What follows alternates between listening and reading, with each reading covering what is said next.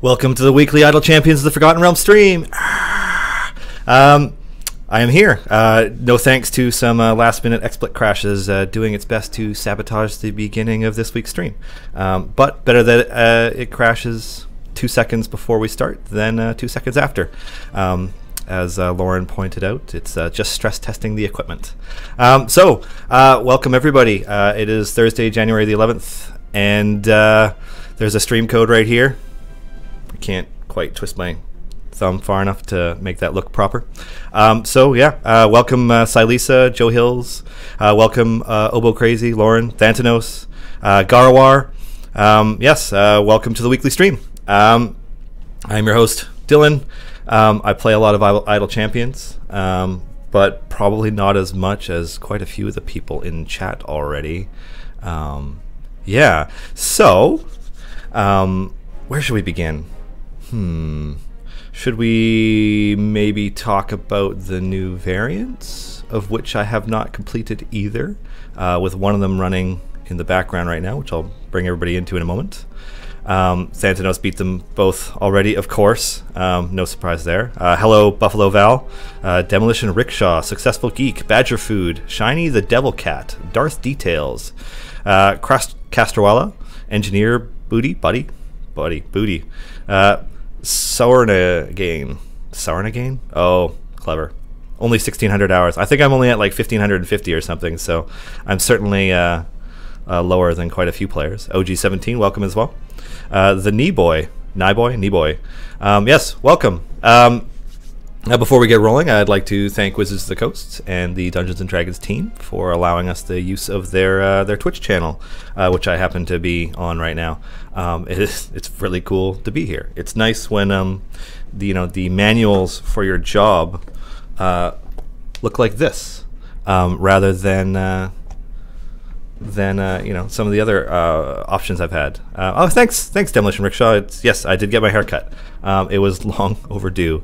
I probably should have done it a while ago, but as I spent most of last month sick, just got around to it. So yes, new D&D characters tonight. Yes, Thanatos, if you're talking about Critical Role, of which I'm hyping an Archon shirt right now. Yes, I just assume people are here actually because they're waiting for Critical Role to start in like 6 hours, and not because they're here to see me or talk about Idle Champions. But welcome.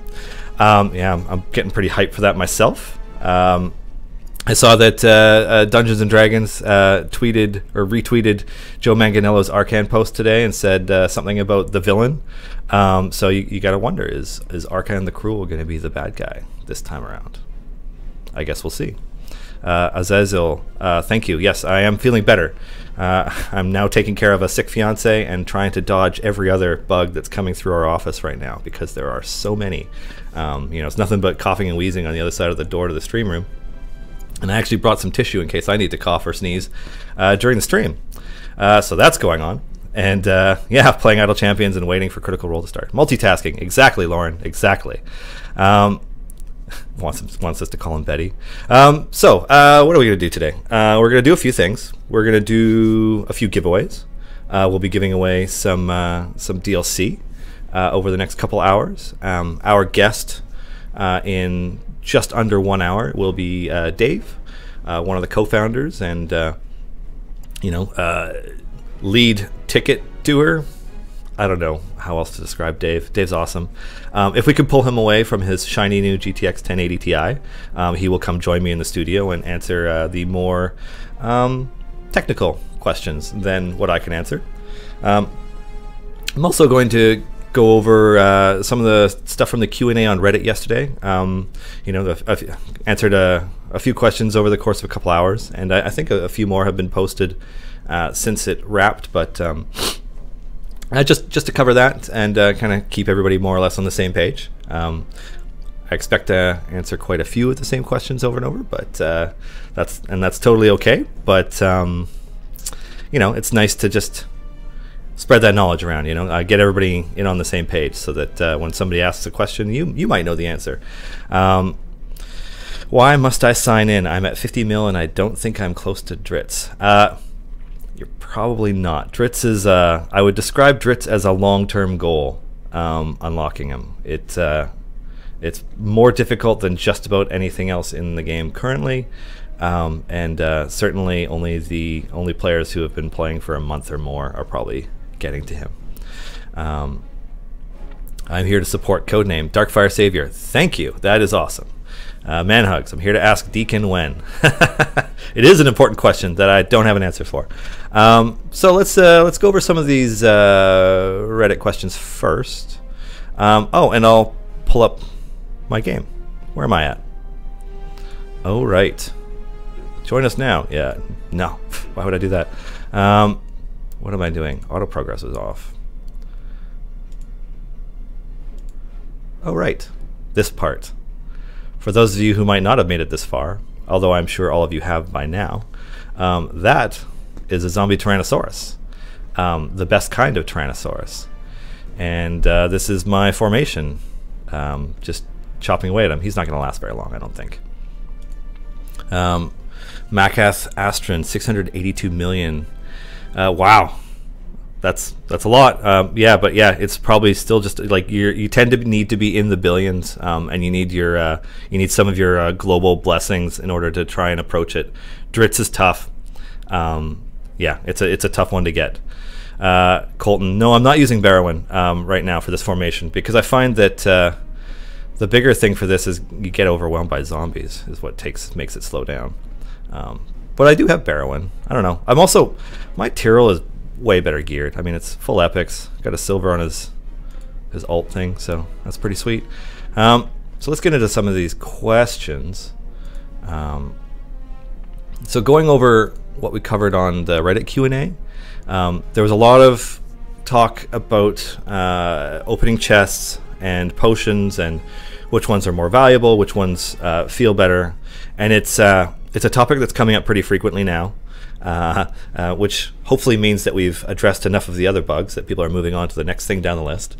And as Justin mentioned when he was on stream, I think the first time last year, we are intending to do a pass on potions at some point, because certainly the usefulness of the entire collection of them varies wildly from potion to potion type, and even certainly in the rarities of some potions. The huge potion of Fire Breath, the epic one, is certainly a lot more useful than the common ones are. So that is on the horizon, though I cannot let you know when, unfortunately. And then another point brought up, and I passed this along to Dave this morning. Can we have the game set to automatically advance when you start, or even just to retain the settings that you had from your last run? And I nudged him about that again, and it's like, it's one of those things where it's just like, where is it on the list of priorities right now, and like, when will we get to it? So it's on there. I don't know how long it'll take for us to get to it, and I know it sounds like it's a simple one, but I think it's called a burn down list is how they describe it. There's a lot of stuff on there, so just bear with me for a moment. Oh God, Dusty Office is dusty. So and then what else we got? What did we cover? Megrica asked if there are going to be any plans for Hitch or Dritz specific achievements. We have plans for more character specific achievements, but we don't have an ETA on them. And asking whether or not we're going to get Steam cards and badges. And it's like, we do have plans for it, but again, we don't have an ETA on when that's going to happen. We have a lot of these features on here are just like, they're in the pipeline. And I think, I can't remember if it was Eric or if it was Justin or Dave who mentioned that one of the most important things for our adding features to the game revolves around like getting more comfortable and set into a cadence of content releases where we are better able to start tackling these other things. Certainly there was a bit of a frantic rush towards the end of last year, just trying to get enough things done before the Christmas break that people would have things to play. So that's kind of where we're at right now. Let's see. Xanoth asked on Reddit, whether or not there's any chance we will consider keeping or bringing back event-related bundles outside of events, because a year is a long time to wait to get access to content again. And the answer is yes. We will. And at the same time, they were also asking whether or not we would extend the length of events. And that's not something that we're looking at doing right now, but at the same time, certainly we create a lot of content for events that is used within a limited window, and we would love more opportunities to use those backgrounds and such. So certainly good feedback for us. Now there's some much longer questions that were asked that I'm just not going to get into right now because it would take me way too long to get into. But for those that are interested, the latest community Q&A on Reddit is at the very top of the subreddit right now, so you could find all the questions and the answers that we got to yesterday. There, it's just Idle Champions Community Q&A number 6, and then time permitting, you can tend to be able to ask us questions on Discord if you've joined us on there. So our Discord, I don't have a link on the screen for some reason. Our Discord is at discord.gg/idlechampions. It's certainly a growing community that has a lot of people who, quite a few of them I imagine, know more about the intricacies of the game and the math behind it and how that works than I do. I am not strong at the maths, so that definitely doesn't describe me. Getting into some of our current questions. Let's see. Jarlaxle Boehner 3. Is it possible to let us replay all missions with no rewards, just for fun and to make some achievements? It's sad that we can only run each of them once. Justin was on stream the last time a question like this came in, and we talked about it, because certainly a lot of work goes into creating these variants, and then you do them once and it's not even accessible again. So it's on our mind, and thank you, Jarlaxle Boehner 3 for reminding us, because it's certainly a feature that we're thinking about. It's on our minds. Luda RS, game crashes on Mac. Any known bugs, or should I report somewhere? There are known bugs, but certainly reporting through the ticketing system and detailing what kind of bugs is helpful. And it's just kind of one of those things where there are so many places where bugs are reported, whether it's, there's a bugs channel on the Discord, there is a bug mega thread on the Reddit, there are Steam forums, places where people post them. Some people email us, some people send us tweets or direct messages on Facebook or Twitter. The best one is and will always be opening a ticket in game. Just if I could pull up my menu here for a second, just go down, support, hit OK, and open your new browser tab, and those go directly to Dave. He sees those, Dave and or Mark, and maybe one or two other people, depending on whether or not there are more people helping out with the tickets. But that is always the best way to report a bug. And certainly some bugs require a lot of explanation, certainly either in replicating it or in trying to detail what's happening. And you can send a longer email. Those things are helpful as well. But please open tickets. That's usually the best way, assuming it's not something that has already been fixed in another way. Let's see, Increpid. So is this like a D&D cookie clicker? Well, it's not like one. It's probably most like Idle Champions is probably most like Crusaders of the Lost Idols, with some evolution of that gameplay and some variations. Instead of a steady stream of damage coming out and hitting the enemies, there are swing timers and characters with different attack speeds and such. So it's certainly a D&D flavored clicker variant. minus the clicker part past a certain point, because clicking is only viable up to level 80 or 90 or so, at which point you should have bought enough levels and set up your characters enough to fend for themselves, because the clicking kind of caps out in effectiveness. But yeah, it's a D&D clicker game. Next up, Rasta Splash. When should you start Tomb of Annihilation? That's a good question. So,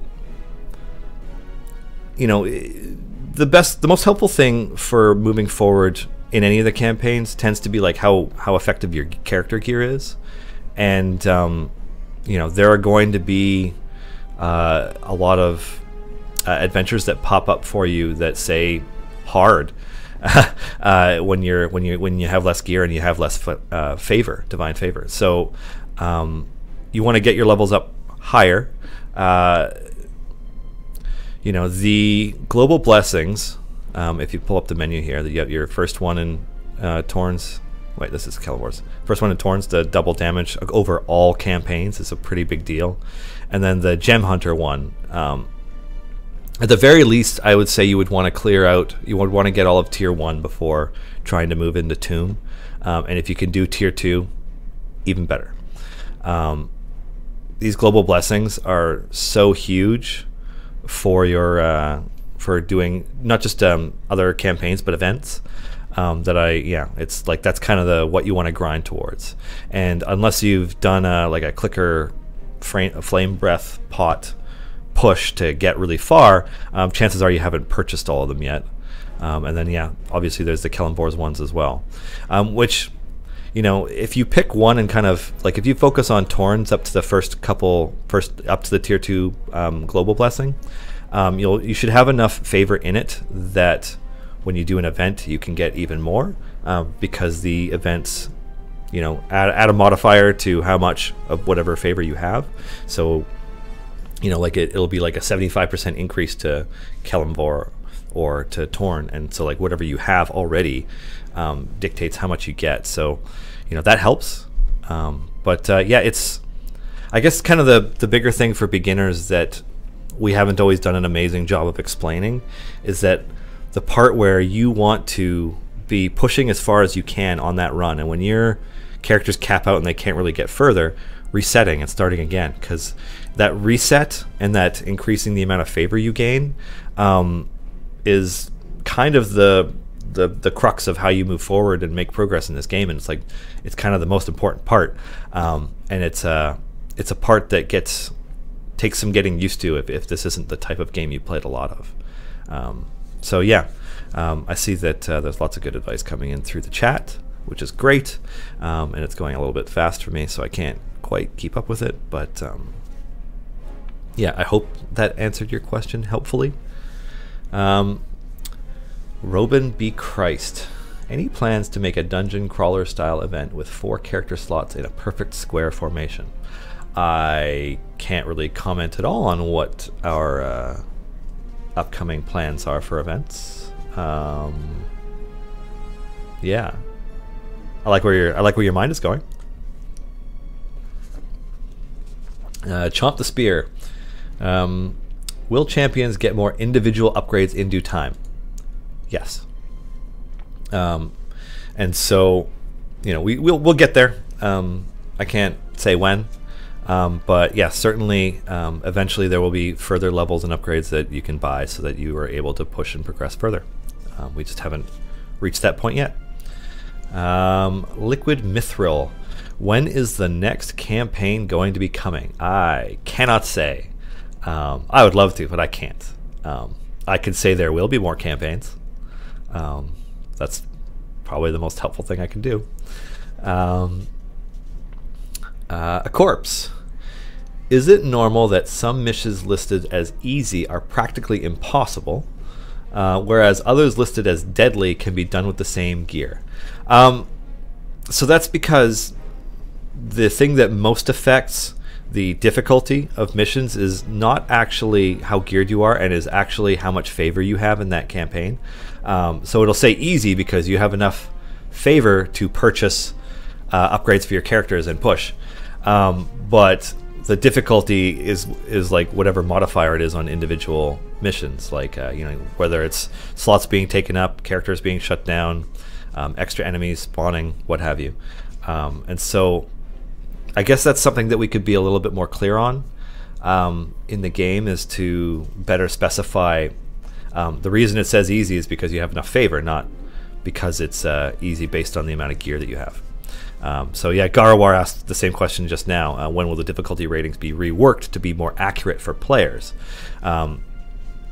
Yeah, some of the variants are still tough even though they say easy, and it's because you have enough favor for them. It's not because of the gear level that you have. So, okay.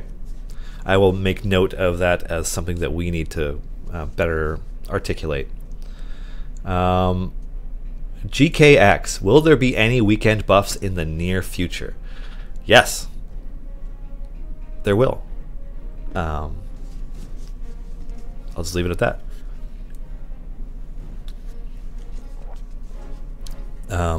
Brasinger just mentioned maybe just adding this much favor recommended. That's, yeah, that could be it.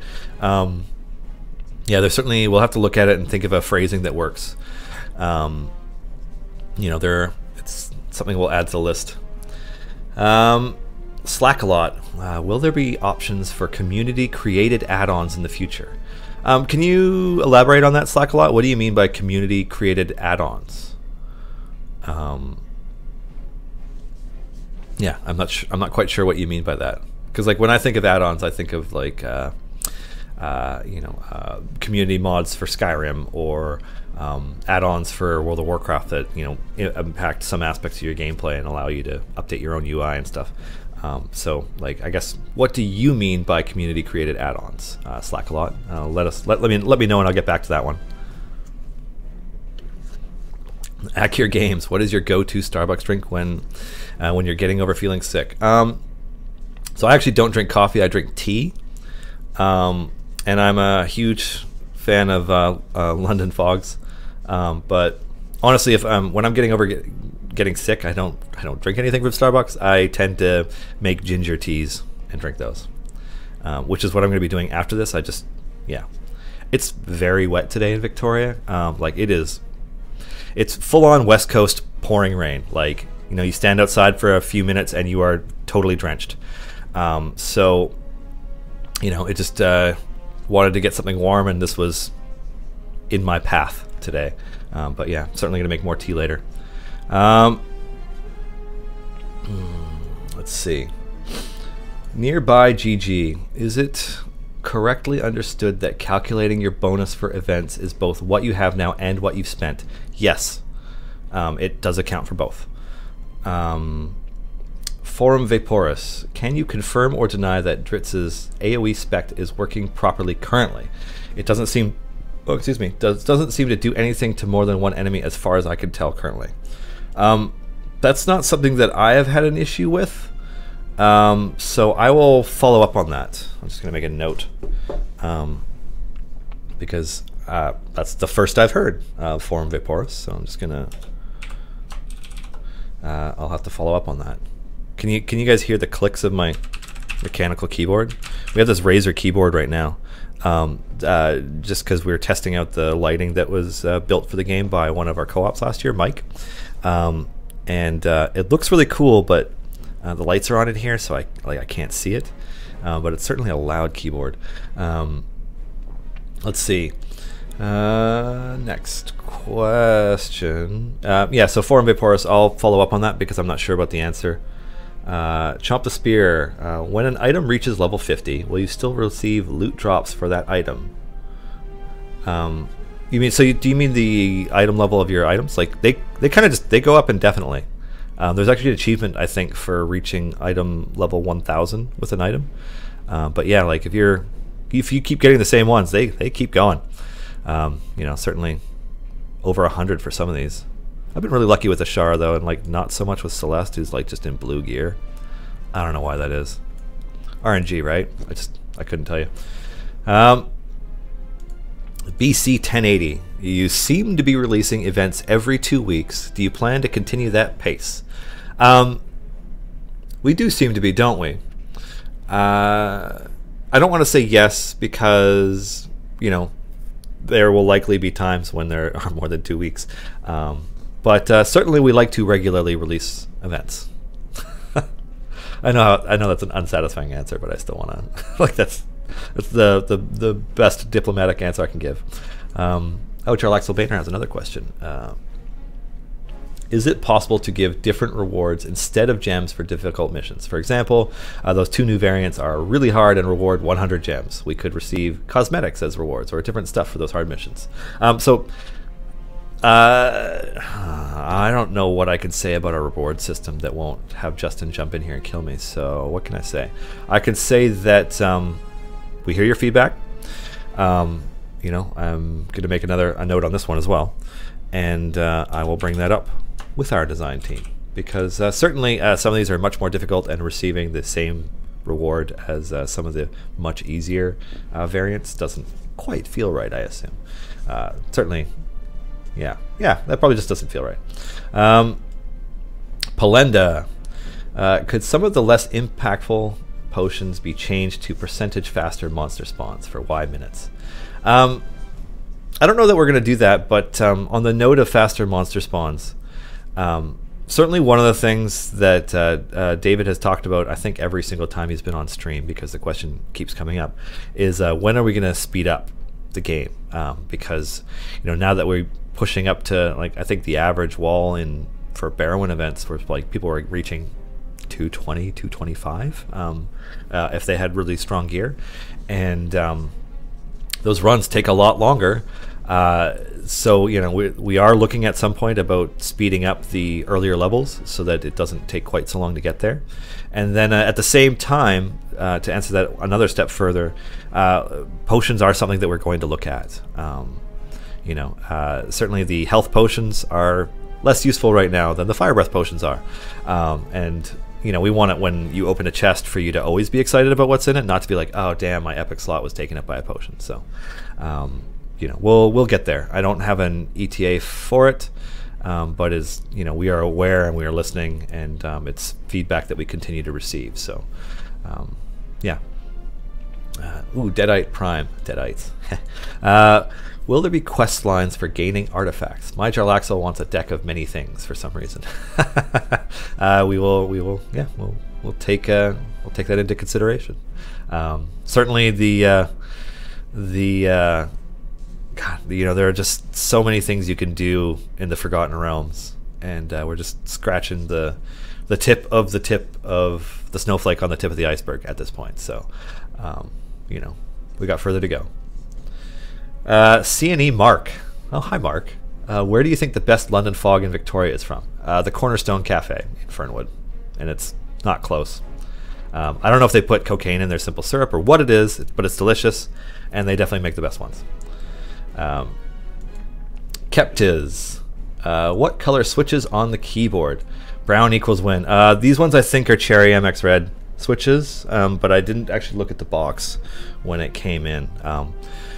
Because this has only been here in my view for the last half an hour, and it's been frustrating me because the shape of the keyboard is different than I'm used to, and I keep mistyping on it. Are brown ones the new quiet ones? Because I have a Cherry MX Red at home, and I love it. Anyways, I should probably address the raffle that's going on in chat right now. So our first raffle of the day is for a Force Grey DLC for Tyrell, who is in my formation. And you get one of these awesome golden shiny empowered rope of entanglements, which increases your party DPS, and then a set of rares for everything. And Tyrell's kind of a linchpin for many formations, unless your Barrowin is geared well enough to replace him. And your DPS champion attacks slow enough to fully utilize Barrowin's ability. Good luck to you. That's a kick-ass piece of DLC. Preemptive congratulations. Okay, wonderful. Do I open gold or silver chests? What is more worth? So epic items can only show up in gold chests, which makes them worth more in that context. But as has been pointed out, if you're trying to increase the item level of the items on your characters, silver chests offer more because you can get so many more of them faster that I think it was Silisa who posted a thread on the forums talking about how it was close to a 50% increase in item level for your items, with the trade-off being that you don't get epic items. So I guess it depends on where the item, what kind of items you have for your characters. Certainly gearing them up with just with gear in gear slots, gold is better. But for increasing level, silver might be better at the moment. Yeah, as Cloud Sora pointed out, silver also helps with getting the achievement for all your slots being equipped. So, yeah. So I guess the question of worth is, you know, what do you need? What do you want? Like, what are you looking for with your characters? Dijon Fad. Maybe it's been talked about, but there hasn't. Has there been any talk about an Idle Villains of Forgotten Realms, or even a mini campaign of Idle Champions? It has been talked about. It comes up because people want to play as Strahd. I don't know that I can answer that question in a way that will satisfy anybody, except to say that, like, we like the idea, and that's as far as that can go. Unfortunately, that conversation.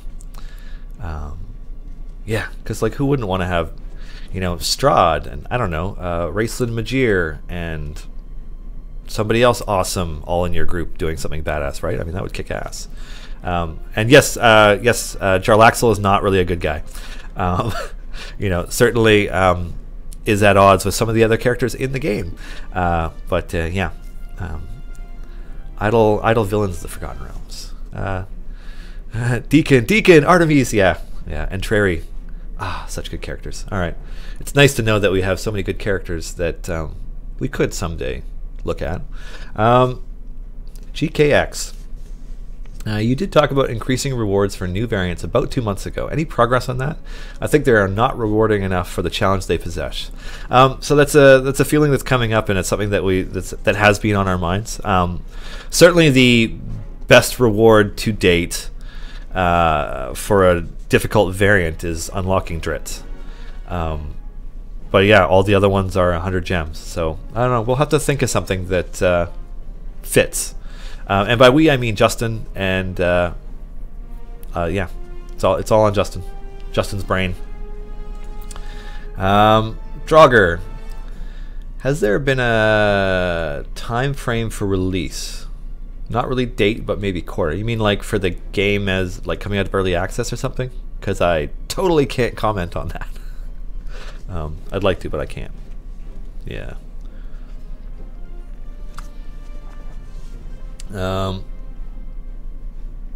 Oh, somebody asked how long it took for me to get as far as I am. So this is the market fluctuations variant, where leveling up your champions costs more, so it really slows down your progression. Aiming to get to level 200 and hoping to do it by the end of the stream, but you know, I'm not sure how long it'll take for me to get from 131 to 200. Certainly a while longer. It's going to be a while before I need to level my champions again, so I'm just kind of paying less attention to that and more attention to what everybody else is talking about. Why Wernywin? Okay, so can you make it so that the complete Force Grey pack is considered a bundle in Steam instead of its own DLC? It's annoying to have the pack start up and appear on your screen when you've already purchased it separately. So that you can blame on CNE Clive, who is probably in the chat channel right now. But basically, in putting it together, yeah, because you can bundle things on Steam or you can create them all individually yourself. And we did the wrong one and made them separate instead of bundling them on Steam. Because it should be that if you purchase the complete Force Grey or each of the 5, the other one will be checked off as you having them. But, no, I'm totally throwing Clive under the bus on this one, Garwar, because it was totally Clive who did that. Oh, and Mark says that thanks to whoever pointed out that Dritz's AoE doesn't appear to be working. It will be fixed after we do our next update push. So thank you. Whose name was that? Forum Vaporus. Thank you. Let's see. Next question. Sir Slaney, do you plan to repeat past events or let characters introduced in them be unlocked in some other way? Yes. Chomp the Spear.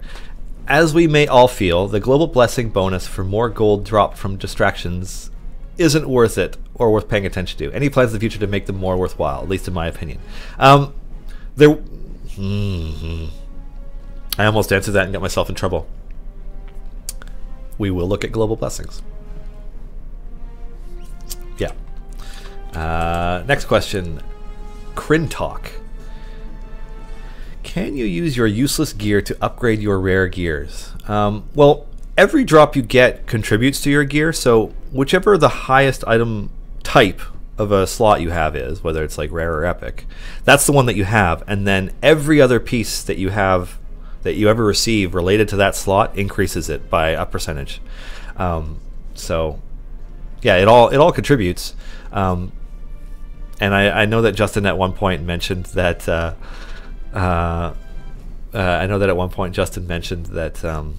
we may look at that balancing, because certainly like seeing that you got an item that goes like 1.7% better is like not that satisfying. So we'll have to figure that out. And I don't know if any of you have noticed a theme in my answers, but like a lot of these require Justin directly. So you can only imagine like how many directions his brain is pulled in at any given point. He works crazy hard and a lot to balance and design and implement so many things. So let's see. Reciprocate. A lot of players don't seem to realize that there's an in-game chat. Could you promote it? Promote it how? Yeah, there is an in-game chat. I never use it, but there is one. It's just right here. It's like toggle chat. Boom, you're in chat. There are 200 people in chat. Wow. Yeah. Oh, there's Silisa. Anyways, a lot of chatting going on. But yes, there's a chat window. There's actually all these buttons here. They all do different things. The changelog being the one where the most detail about what has happened in recent patches come in, because we don't tend to put all of it in our patch notes, just because a lot of people don't really care about each individual thing that have changed. But the people who do, it's there for you if you're curious. So yeah. Next question. Liquid Mithril again. I have noticed that some players would not do damage and some would kill enemies in one hit. I try to equalize them. Why is that? It's because of the way you have your formation set up, Liquid Mithril. The best formations tend to focus on one specific or possibly up to 2 DPS characters, and then every buff from everybody else is all directed towards them. So as an example, right now I'm using a Jamila formation in Tomb of Annihilation. Nayeli's buff is buffing her, Bruner's buff is buffing her, Calliope and Celeste and Hitch are all buffing her, Tyrrell is buffing her. He's buffing the whole party, but is buffing her. Minsk is, well, he's just favored undead right now, so it's just for getting through Tomb. Ashara is buffing humans, and then Makos is buffing everybody not adjacent. So the only character in my lineup right now who receives every single buff is Jamila. So her DPS is the majority of the party's DPS. And once you progress to a certain point, none of your other characters will be able to do any meaningful damage to an enemy, but your main DPS will. And so the main thing about focusing on one DPS champion is it will allow you to push further than if you spread out your DPS. Yeah, that's basically why you do it. I don't know if there's anything further I can do to explain that, but that is why some of your champions will just do nothing. We'll get there with this group. It seems like my party is still as a group tearing through everything in Tomb, but certainly by the time we get to 170, 180, some of the other ones will not be one-shotting enemies anymore, and it'll be more reliant on Jamila, and it will also slow down a bit. So yeah. Joe Hills. Have you considered an April Fool's campaign with Dungeon Masters of the Forgotten Realms, where you play as Ed Greenwood, Chris Perkins, and Mike Merles? That's funny. I like that. It sounds a lot of work for a single campaign, though. I mean, yeah. It's funny, though. I like it. props for that joke. That's good. All right, Kurgian NS. I'm a beginner. Is there any interest in switching between campaigns? Any synergies? Because apparently charm are different anyways. What? Kurgian, I'm not sure I understand what you mean. Yeah.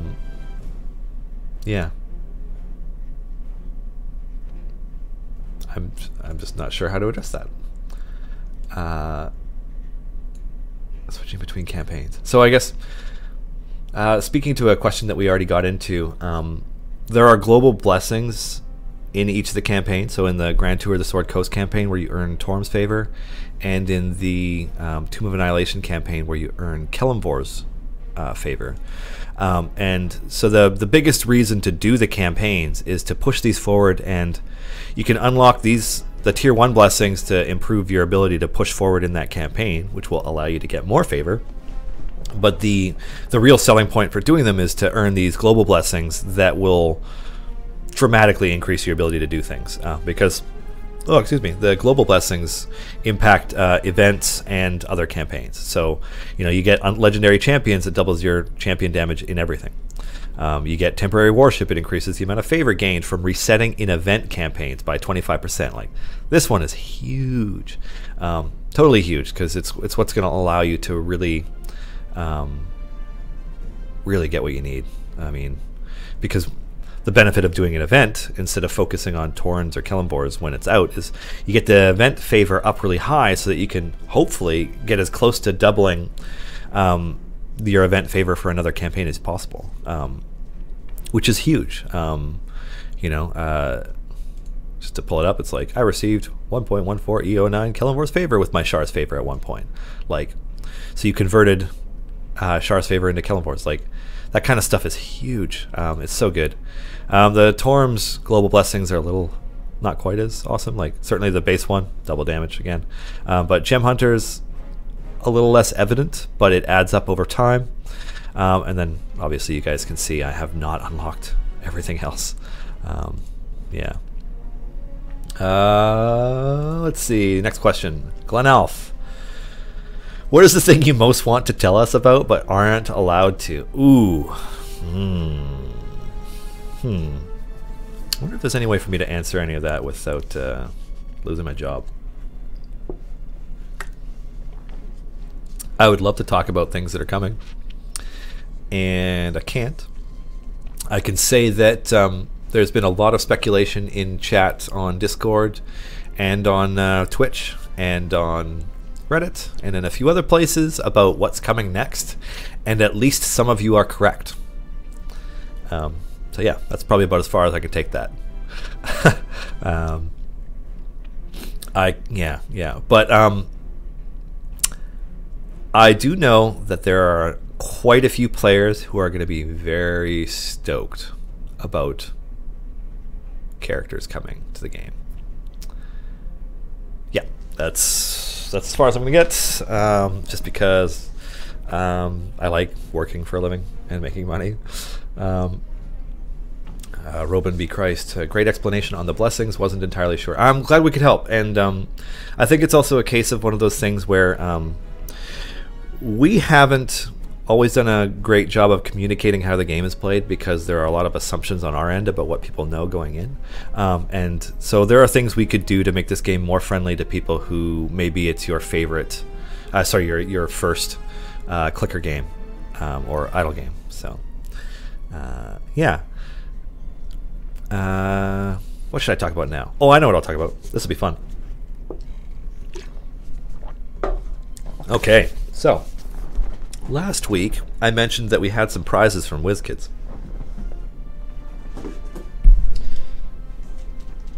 We have a full box of these, of which there are 10 packs of the Icons of the Realms pre-painted plastic figures for Tomb of Annihilation that WizKids put out. And I really want to just open them all, but I'm not going to, because what we're going to do instead, and let me just pull up my link here because I foolishly don't have it handy.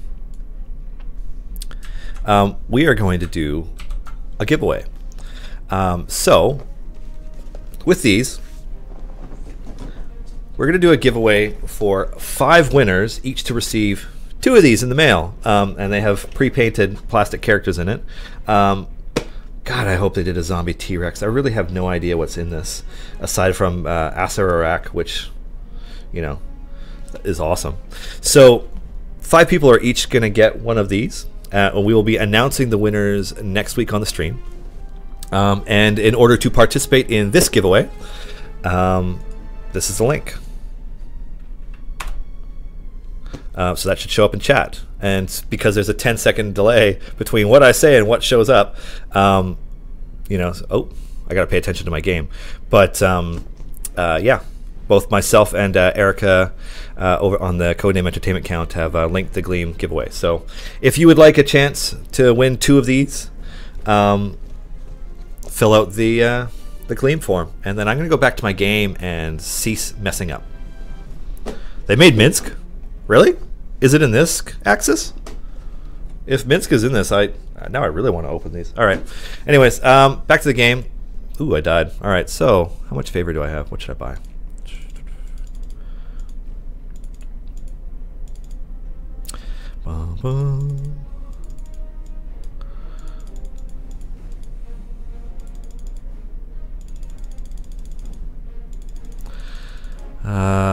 Yeah, so I got an idea. I can't confirm or deny any of this, but who do you all think is coming next? Who do you want to have in the game? Who are you waiting for? I mean, we've already got Dritz and Minsk and Boo. So who else do we have? Who else do we need? I know lots of people talk about about Alminster, and I'm like, we have 12 champion slots right now that are, in theory, a scaling power grade the whole way across. I feel like Alminster would require a couple more slots in the game, like maybe a 14th slot champion kind of deal. So I wouldn't expect Alminster soon, but certainly he's integral to the Forgotten Realms, and we would, yeah, certainly on our minds. Let's see. Malvolio wants Raceland Magir. Unfortunately, this is the Idle Champions of the Forgotten Realms. This isn't Dragonlance. You know, but Raceland Magir would be a good one. But also, I mean, we tend to have champions. Raceland, I guess, Raceland's an anti-hero at times. But yeah, what's that world called again? Kryn? It's Kryn, right? It's been a long time. I haven't read a Dragonlance book since I was like 16, when I read about 30 of them. Anywho. Garwar, any plans to make a champion so strong that they take up more than one slot in the formation? That's an interesting idea. Yeah, what an interesting idea. I don't know that there is, but you know, certainly you think of how Archon has Chango. Wouldn't it be cool if Chango was there, taking up probably 3 slots, 2 or 3 slots, just kind of moseying along? That'd be cool. Regis, Catti-brie, or Wolfgar? Ooh, yeah, those are some good characters. Yeah, wow. Wormdrake, 16. D&D didn't exist when I was 16. Wow. Well, my brain's trying to do some math there. I think you might be a little bit older than myself. Not a lot, but certainly a little bit. Guinevere. Guinevere is kind of in the game at the moment, actually. People are speculating on how to bring characters in from other parts of the multiverse and Forgotten Realms. All we got to do is introduce Sigil, and then we can bring anybody from anywhere. Also the Lady of Pain. So, next question. Math. Does it matter for a deep run which adventure you are running? That depends. I think it's Mad Wizard is the one that people tend to use the most because of how quickly imps spawn, allowing you to push through that one very quickly. So Mad Wizard in the Grand Tour of the Sword Coast is probably the best one for farming Torrents because you can get through so much of it much faster than a lot of the other ones. And then in Tomb, what's it called? the Ring of the Regeneration one, the first free play, not the second free play. With the it tends to be the easier one I find with pushing through quickly, personally. Well, excuse me, because you just set favorite enemies to undead, and there are so many that you can just kind of idle your way through it. Oh, okay, like I've had to burp for like 5 minutes, and it just keeps not coming. So if I look like I'm squirming, it's because I'm trying not to embarrass myself. Next question, Cranky Frank. Any chance on an event where the bosses are a who's who of the original monster manual? I like your suggestion. Lazy Jacob 90, but I live in Scandinavia. Will you send giveaway gifts over here? Yeah. We don't. Yeah, we're not going to discriminate towards any of the winners depending on where they live. We will send them anywhere. We would just pray that they're not so far away that it costs us too much to send them, but we'll still do it. Baron Stromgard, why don't you ever use Delana in your stream plays? I feel like that's a baited question, because my hitch is super geared and friendly is, buffs my Jamila. That's really it. Like, yeah.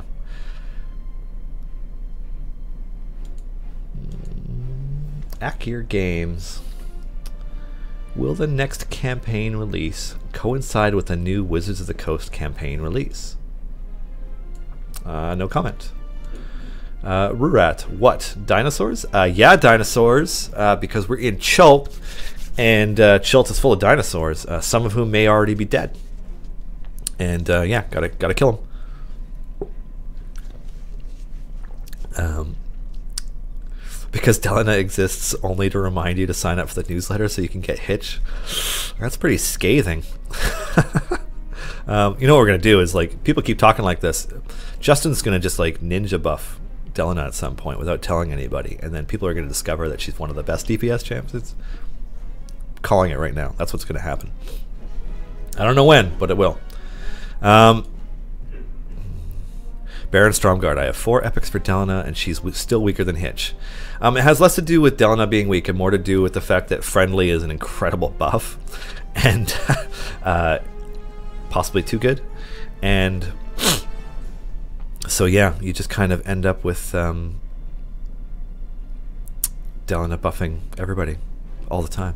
I should probably share that contest code again. I'm just going to share that in chat periodically here out, because yeah, join that giveaway. Kitty big butt, thank you. After 1,000 hours I just noticed you could scroll down on the blessings tab. Yeah, there's a whole bunch of blessings. There's lots of them. We're getting close to our next giveaway. We're not quite there yet, but our next giveaway, we're getting close.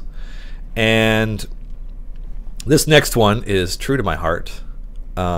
Because in honor of the Day of Days being when the next season of Critical Role starts in 5 hours, just over 5 hours, and this awesome Archon shirt that we got from Joe Manganello himself, our next giveaway will be for the Archon Force Grey DLC. So you'll get this slick piece of jewelry, a holy symbol of Tiamat, gold shiny epic, and full set of rares and a bunch of chests for the badass super tank Dragonborn in a game that can't quite use tanks at the moment, but certainly an awesome setup of gear for for the best Dragonborn champion in Idle Champions. So that'll start soon. Just try not to overwhelm the chat with raffles until Erica actually starts the raffle through the Codename account, because then I can't answer questions, and I want to answer your questions. That's why I'm here. A corpse, there's a T-Rex vomiting zombies? Yeah, there is. This is Chult. The best part about Chult is that there's zombies and T-Rex zombies. Yeah, and it tends to get out of hand rather quickly too. Like, this is a good wall to just sit at and just gear your characters up and level them up. Getting them ready for what's next. Also, pro tip, something that's very helpful for taking out this T-Rex, that I'm not doing at the moment because I'm super smart, You actually use Jarlaxle because he attacks the person in the back, so he just keeps chipping away at the T-Rex while you're playing. Yeah. All right, I need to deal with this.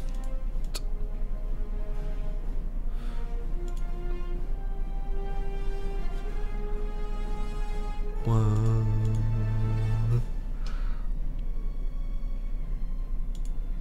Dun, dun, dun, dun, dun, dun. Malvolio, I just started DMing Horde of Dragon Queen. Horde of the Dragon Queen. Give me some Tyranny of Dragons minis. We don't have those. We only have the Tomb of Annihilation ones. But if WizKids would love to send us some, we would love to give them away. Yeah. Let's see. Durf 565. Should you continue to purchase click upgrades when they stop being effective? I don't. In fact, I don't know that I ever purchased click upgrades. Nope, didn't this time either. Next question. Elric 71. Do I have time to run to Burger King?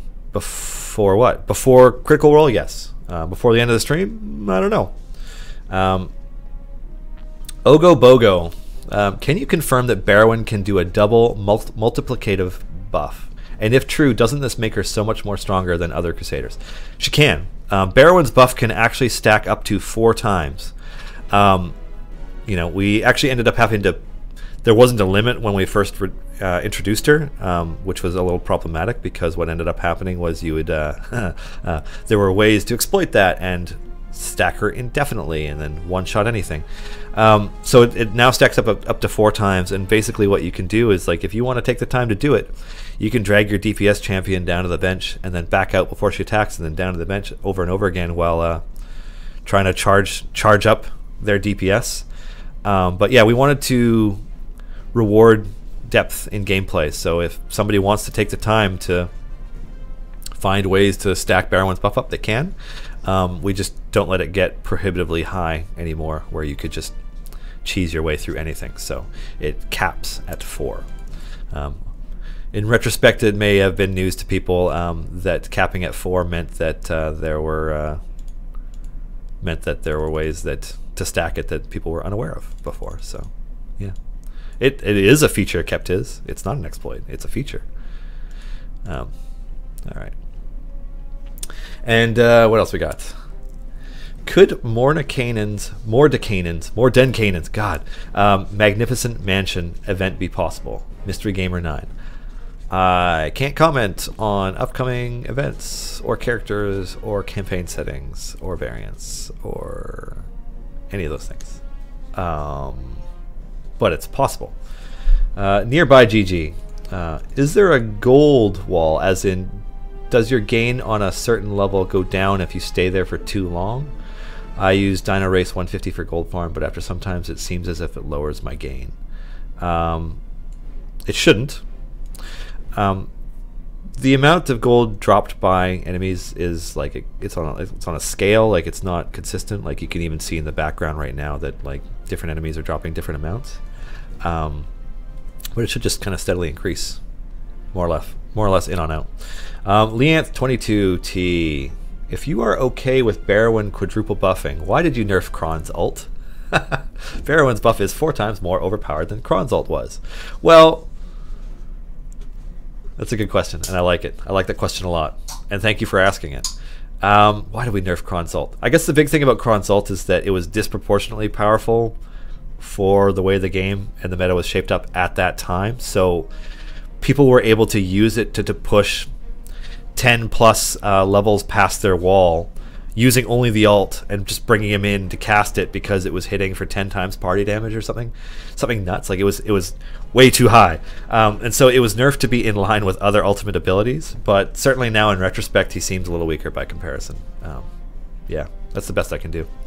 That seems like a good note to segue comfortably into our guest. As you can see in the chat window of my game, David joins Dylan on our live stream to answer more of your questions. Close that. Why would I want to join that? That's ridiculous. I'll just turn your mic on. Try not to knock over your Red Bull and wait for you to get set up. But as I attempt to knock over my Red Bull. Yeah. Better if you don't. Ideally. Yeah. And you want to slide over this way a little bit so you're not half a person. All right. Yeah. Welcome. Hello. Oh, there we go. So I'm looking at the wrong screen. I see the live stream and think, I'm not even in the shot yet. What are you talking about? We've been saving up questions for you. All right. Yeah. But first things first, is it difficult to come in here and do this rather than just go home and install your 1080 Ti? Because that's what I would be doing. I'm like, oh, I'm sick. I gotta go. That's what was my initial thought in it when I got it. And I was like, oh, this was early. I wasn't expecting this today.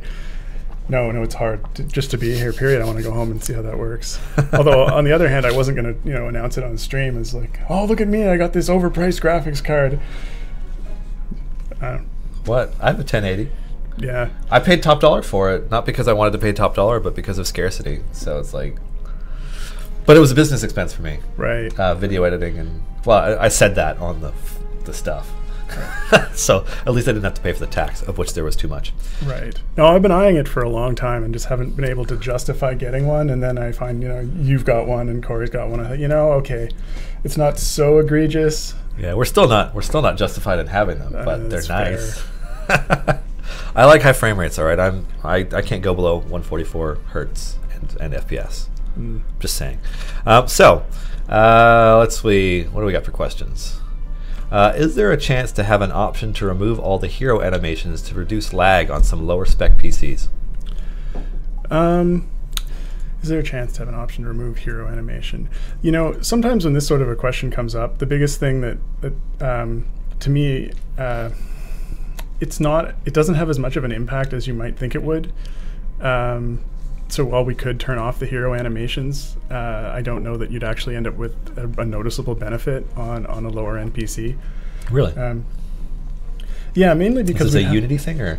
Well, you have to get the actual cost of getting the character on screen is going to be pretty similar, regardless of whether it's animating or not. So I know this came up a lot in the. Actually, this came up a lot in Crusaders with the Flash version of the game. And because of the way they were done there, the actual difference would have been nothing, because the difference between showing an animated character and showing a static character was exactly the same set of calls. It would lower the memory footprint a little bit, but that wouldn't have had an effect on performance. Here it might have a little, if we reconfigured it so there were single characters that didn't have pieces, because the characters are animated here by breaking down all of the individual components of the character, like the feet, the arms, the legs, the torso, the head, the weapon, and then the animations are created by reconstructing them. So each character is made up of about, I don't know, we're looking at, let's just say for sake of argument, like 10 to 12 pieces. And so if we turned off the animations, it would be rendering one piece instead of 12. But the overall cost of that is pretty limited because, or the overall reduction in cost of that is limited because they're all on the same sheet and they're all done in the same draw call. So I'm not sure that you'd see a noticeable benefit in performance for doing that. That's just something that somebody with a 1080 Ti would say. All right. I haven't even plugged it in yet. It's sitting on the floor. At least I hope it's still sitting on the floor out there. My workstation has a 1050 in it. I mean, it's not. Yeah. No, the whole 10 series is just amazing. Artifacts Pero, is it intended that plus to alt damage items increase alt damage less than generic plus party damage items due to alt damage being based on party DPS? Wow, I mean that's actually more of a Justin question than a Dave question. It's intended that the plus to alt damage items. Do we have a specific example we can look at? Well, yeah. I mean, so basically, like any one of these where it's like increases Stokey's ultimate attack damage by 300%, right? That's nothing on this. Well, that's a bad example, but if it was 300% exactly like the ult, this would be a dramatic increase to the ult because the ult is based off party DPS instead of off the individual. Right. I get it. That applies for so it's technically like that for every single one of them. Yeah. Yeah. I mean, I don't know that that was exactly the intention. I mean, I think the intention is that the plus party DPS ones are like they're the big thing. They're the one you want. They're the well, I do remember that after High Harvest died was when we made the change where ults were based off of party DPS instead of individual DPS. So it used to be that it was character specific, and now it isn't. Yeah, yeah. I mean, that change was made obviously because people were swapping. Wow, I can't even say the word swapping. The characters around to optimize sort of where the buffs were landing. So you had your buff spot, and you put your character in there. And obviously, we didn't want that to be the meta for the game because it kind of makes it tedious to be pulling people in and pushing them out. Mm-hmm. So that's why that change happened. Even before that, though, that wouldn't be. You'd still be better off to have the overall champion damage would always be better. I mean, because it's applying to everybody rather than just one individual character. Yeah, I mean, like I say, that question's probably, as far as like what Justin was thinking at the time when he's put that together, he'd be the guy to ask. But I think that we're looking at it from the wrong angle here. Really, it's the plus party damage is supposed to be the really powerful one, and the ultimate one is what it is. Yeah, yeah. But certainly if the ultimate for, I don't know, for Bruner's Bash is based off the whole party DPS, then his item that increases that thing, whoa, apparently I have a shiny shield, should be buffing that based on that as opposed. I think that's where the disconnect is because people are expecting it to work slightly differently. You think there's an order of operations issue happening there, and the buff is... Yeah, they're thinking that the item here is based off of the party DPS and then the ultimate DPS instead of off of the character DPS and then the party DPS. Yeah, I mean, we can check how that actually gets processed through and make sure that's working the way it's intended. But I mean, I would think that plus 400 from the ultimate DPS would mean that you've got the party DPS total, which then goes in, and then the 400% applies to that, and that's your total ultimate damage. Unless something's not working right. That I don't know. I mean, I do know that, like, for example, there have been a lot of reports that Celeste's Flame Strike isn't performing the way that it says that it is. Yeah, I mean, the Celeste Flame Strike was bugged. Well, bugged maybe is the wrong word. There was a misinterpretation of a request that I made to Mike at the end of last year to make sure that the damage on Flame Strike was coming out exactly as it was saying in the tooltip. So when you read the tooltip, it says it does X billion damage. That's exactly the amount of damage you see done to the targets that it's hitting. Mm-hmm. But the misinterpretation that occurred was that I wanted that to be the total damage, just that it did overall, and so he divided it amongst any target that it hit.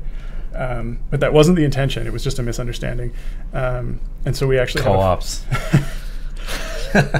Anyway, we have a fix for that at this point, and it hasn't been pushed up yet. But Mark was actually working on that yesterday. So. Oh, excellent. Okay, cool. Well, people will be happy to hear that one. People have been harassing me about it for a while now. Yeah, me too. Yeah. Okay, Joe Q Public. Is it possible for us to get an option to switch the UI from describing boosts as 100%, 200%, etc. to 2 times, 3 times, etc.? The former makes the engineer in me cry. Okay. I mean, that's a possibility for sure. I mean, it's something we could probably turn on and off, like the scientific notation. Yeah, a toggle. Yeah, I don't know that that's been requested before, actually, but it's certainly something we could look at. It does definitely read a little differently than, I know the 100% boost is a 2 times, so yeah, when you're looking at it, like it can be a little bit confusing. Yeah, sometimes you're like, I increase it by 100%, so what? It's like, no, you're doubling it. Yeah. Yeah. And I'm not sure if it was either this or Crusaders where we did have some cards that read like that. I think it was probably Crusaders. I know there was confusion around it because some things would say increase by 100%. Other places it would say increase by times whatever. Shoot. Okay. And it did start to get a little confusing. So all right, we can look at that. Sweet. Yeah, it's certainly it's a kind of a common feedback we've been getting lately is just like about information communication on our end. Like people want to know things about the game that they can't immediately find, and I'm like, oh, that is on us actually. Yes, it is. All right, Flyvest. Are there being any work? Is there been any work being done on making Barrowin's buff more visible? Yeah, this is. I've been getting this question a lot actually. I'm not using Barrowin right now, but because I'm not going to ship my formation around because I'm lazy. But basically, it's just hard to tell when the buff is up on characters. Right. Does it show in the formation circle there? That's not something that I had actually worked on. Yeah, you know what? I'll just swap. Blessing is the one. This is technically a better formation than what I'm using anyways. Wow, I know I had a ticket that I was replying to earlier today, actually, where someone was asking about the formation circles always remaining on, and it Right, was in so- regard to Barrow and So stuff. like it is in here, but you can't really tell. Yeah, that's hard to see. Yeah. Whereas, what's his name? Dedius, he gets orbs swirling around him. Right, a as the visual buff comes. indicator. Yeah. So something like that, where she attacks and maybe there's a gold orb spinning around Right. Jamila and whoever else, then it would be really visible. Yeah, I mean, that's something we could certainly look at. You want to flag that particular comment there, and I'll take a look at it after. Because I know a number of the buffs, they'll activate and the shield will appear in front for a second to show you Yeah. some kind of an activation effect. Because we don't even have an activation effect on that one, do we? No. It's just she attacks and then their number goes up. Right. So. Yeah, we can put a visual on that, definitely. Okay. Let's see. Well, there you go, Flyvest. That's a better answer than most people get. Scoin, is there a chance to add some weekly event like dungeons that you can run, kind of like a raid or a dungeon for loot? Weekly events. Is there a chance that there will be weekly events? I think in the future we'll end up with something like that. Obviously in Crusaders, which has been running for a lot longer now, has a variety of different options, or not options, additional things you can do with your champions, or Crusaders in that case, that we added over time, just because we ended up with so many of them and you wanted to be able to put everyone to good use while they weren't in your formation. Mm-hmm. So Crusaders has missions. I think in time we'll end up with something like that. I can't promise that we will, but I think it is something that as the roster gets bigger, it'll become an issue that we want to look at. Mm-hmm. I can answer this next one. Colette, any chance of undoing this week's mini update to Barrow? Max at 4 stacks makes me sad. No. People were breaking the game with Barrow and buff, so no more of that. Yeah. But if you can get it up to 4, like with the way that it's set up now, kudos, because that's actually difficult to do. Clicksand, are there any plans to add the ability to open multiple chests at a time? Not at this time. The multi-chest thing is something that we had in Crusaders. It was something that when we were putting this one together, we wanted to make sure that the chest opening experience was more fun. Crusaders chest opening experience is a little bit small, or it's not small, slow. And so here we wanted to make sure that you could do it much, much faster with the multi-card check, or multi-card click, so you can do it all at once. So far, it hasn't been a hugely requested feature. It is something that we do get from question from time to time. Obviously, we're getting it right now. It was a much more sought after feature in Crusaders because of the really slow opening. But here, it would really become an issue if we ended up with a ton of saved up chests. But at this time, it's not something that we're thinking about turning on. It doesn't seem to be a major problem. Let's see. Ogobogo. I don't think Barrowan is working as it should. My Ashara's attack cooldown is 6.75 and Barrowan is on 4.15, but half the time Ashara is attacking without the buff from the dwarf. Because they don't always sync up. It sounds about right. That's really it. Certainly the champions best able to take advantage of Barrowan's buff are the ones that attack the slowest, and Ashara is one of the slower ones. So, I mean, the good thing is that the majority of the time Ashara will be attacking with at least one Barrowan buff, but it's not going to happen every time. Yeah, that's kind of the trade-off, because like you either have Tyrell in your party for a static buff to everybody, or you have Barrowan in for a buff that kind of has peaks and valleys. And yeah, so it is working as intended now. I don't know if you have anything to add on that. I don't think so. BC 1080, have you thought about adding in audio commentary from the actual player voiceovers or VAs for mission dialogue when you use an ult? What? Players VAs, would that be like Oh, for the voice actors? Is that yeah, what for it is? mission dialogue. So like we get in there and Force Grey is talking to somebody, having Deborah Ann Wall speak as Jamila or something. Right. I mean, there's a couple of issues with something like that. And one of them is that it certainly would be a lot of overhead time and cost in making that happen, and may not be possible for all of the different actors that are involved there, because they're not all part of the same group. The other side of that, too, is that some of the characters don't have voice actors, and so some would have voices and some wouldn't. Who do you get to play Dritz, I wonder? Yeah, I don't know. Somebody angsty. Who's angsty? So it would certainly be an added fidelity item, but it would be something that we couldn't apply consistently across the board to all the characters. So I don't think it's something that we would do. And it does add overhead to actually producing the characters, and we do that on a regular basis. We do it with every event. So Chris Perkins for Dritz. That'd be sweet. I don't think we could afford Chris Perkins. Oh yeah, this one's come up a few times. Any plans for a buy all upgrades button? It's just like just clicking and maxing a character out. Yeah, I don't know about that. Certainly hasn't been something that we've discussed.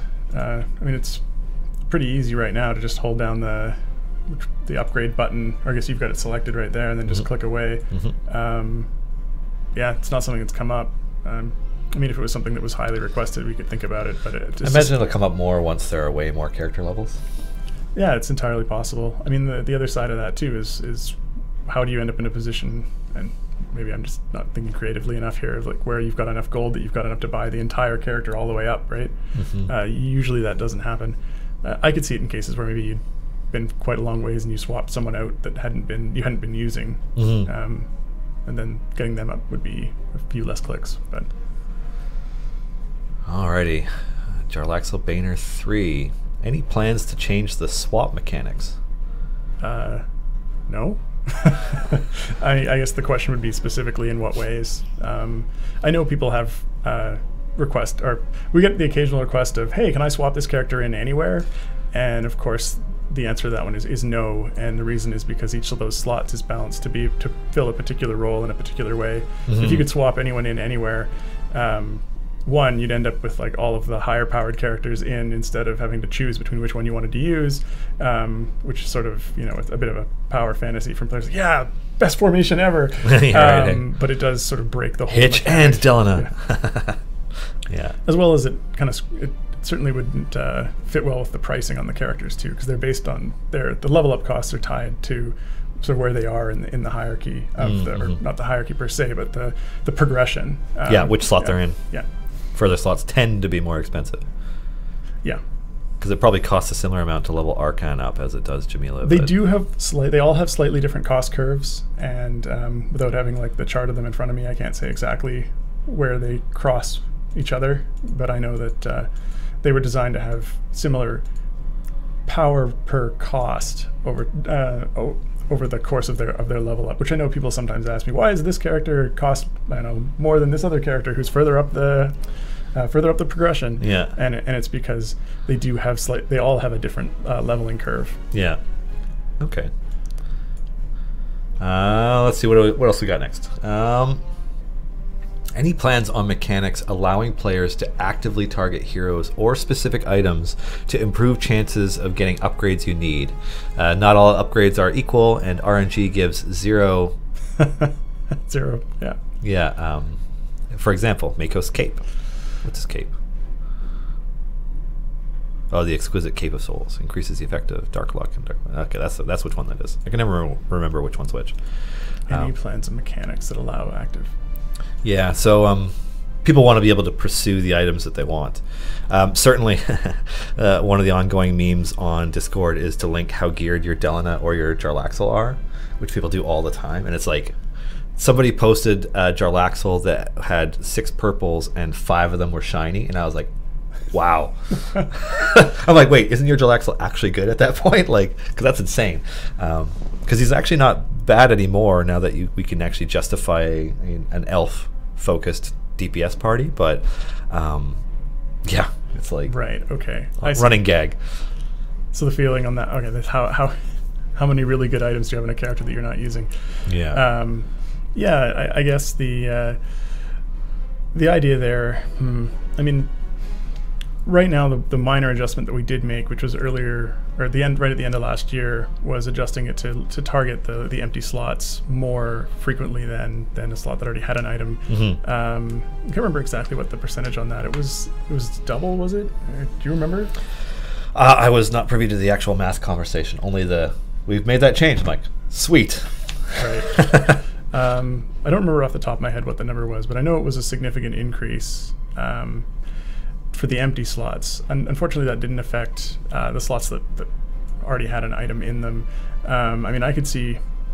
I mean, that's a question that we have to discuss more, sort of how that's actually filling out, and it would be something that would be worth looking at, how often we're ending up with really lopsided distributions on that, because that is one of the drawbacks of doing purely random, like purely RNG, and it is beyond the empty slots. And certainly you will end up with people who, unfortunately, like really heavily weighted, you'll get a bunch of really great shiny items in one place and then nothing on somewhere else. As many as you'll like.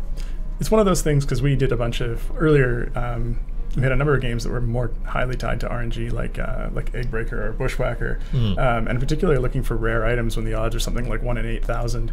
You'd find that you always ended up with players who, on one side of the curve or the other, like if you look at a distribution curve, you'd see that you've got this normal, like people here got it early. I'm look for the camera here, and then people in the middle got it about average where you'd expect it, and then on the other end you have someone who goes for thousands and thousands and thousands and never gets it.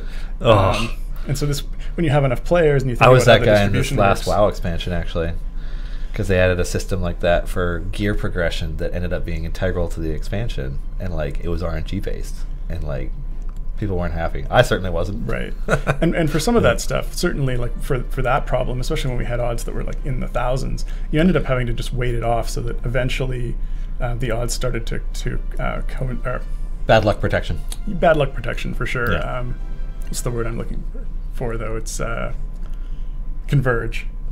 So the more tries you had at it, it actually knew what you previously rolled and could eventually converge on the item. Yeah. Darkfire Savior gets it. Legendaries didn't work too well for Legion. No, it didn't. So something like that is something we may consider. I know it's something we're watching carefully, just because we don't want to end up with, like, it's a really bad experience if you get all of your items on one character that end up just like, buffing, leveling up that item, and then no other items on the other character. Yeah. And certainly an expectation for people who, if somebody comes in, they're like, okay, well, I'm going to get this rolling. I'm going to buy all the DLC to start and end up with, I think you end up with 85 chests if you were to purchase all of them. Wow. So it's like at that point, like, you want to be able to get a pretty decent amount of gear for everybody. And if you're unlucky, you might not. That would be a less satisfying experience than it could otherwise be. Yeah, you could really end up lopsided, and worst case, you end up really lopsided on a character you don't like. Yeah. So, well, I noticed on the test server when I was like looking up things, because it's like, you have this DLC unlocked, it's got all the chests. I'm like, cool. And then like I start opening them. I'm like, wait, I've only unlocked 3 characters, so I geared them out. And I'm like, right. But I haven't unlocked the other ones yet, so it's not doing it. I was like, ooh, right. So yeah. Okay. Let's see. Cyrus88, has an idea come up where you have a boss that shows up at random levels during an adventure, and then has a final showdown at level 50? Yeah, actually, we've discussed having, and I'm not sure if this ended up in one of the campaigns or not at this point, but we definitely have talked about the idea of having a repeated boss, or a boss that runs off. I do feel like that got put into something, but I can't remember. Oh, anyway, at the very least, the idea of having a recurring boss that doesn't actually, you don't actually kill that boss. You fight him, and then he just runs. And he runs away, and then eventually you the showdown at the last bit. Yeah, and I'm not sure if we ended up putting that in or not. That makes me think of, but if anybody watching Dice Camera action over the last couple of weeks, they the Waffle crew was fighting a dragon, which is way beyond their level.